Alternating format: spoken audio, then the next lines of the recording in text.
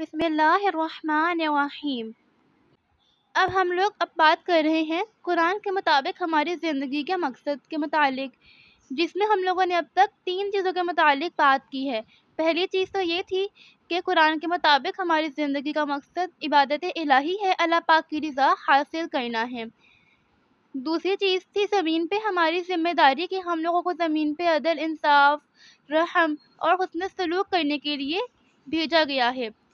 اور تیسری چیز ہم لوگوں نے یہ پڑھی تھی کہ زندگی ایک آزمائش ہے، ایک امتحان ہے، جس کے بیسس پہ ہماری آخرت کا جو ہے نا ہمارا مقام وہ ڈیسائیڈ کیا جائے گا کہ ہم آخرت میں کہاں جائیں گے، ہم لوگوں نے دنیا میں اچھے اعمال کیے یا برے اعمال کیے، اور اللہ پاک کو راضی کر سکے یا نہ کر سکے۔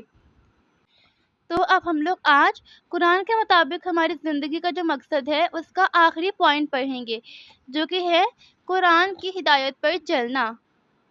یعنی قرآن میں ہم لوگوں کو جن جن چیزوں کا حکم دیا گیا ہے ان کے مطابق اپنی زندگی کو بسر کرنا۔ تو آئیے سب سے پہلے ہم لوگ اس کے متعلق آیت کریمہ سنتے ہیں۔ بسم اللہ الرحمن الرحیم۔ ذالک الکتاب لا ریب فیہ ھدی للمتقین۔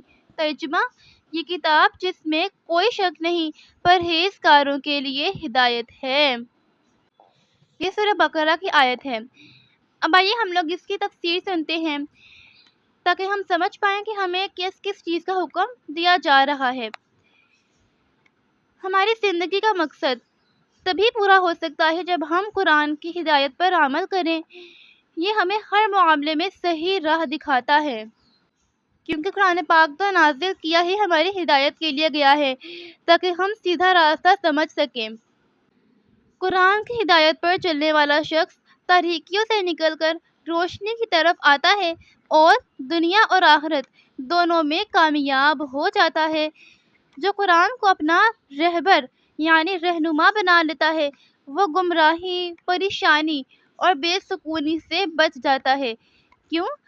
کیونکہ قرآن دلوں کا سکون اور راستے کی روشنی ہے۔ سبحان اللہ!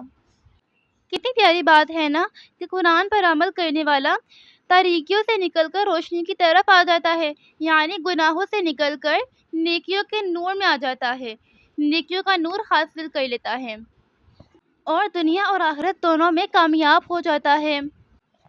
اور اس کے بعد والی بات تو اس سے بھی زیادہ مزے کی اور پیاری بات تھی۔ کیا؟ کہ جو قرآن کو اپنا رہبر بنا لیتا ہے وہ گمراہی، پریشانی اور بے سکونی سے بچ جاتا ہے، کیونکہ قرآن دلوں کا سکون ہے اور راستے کی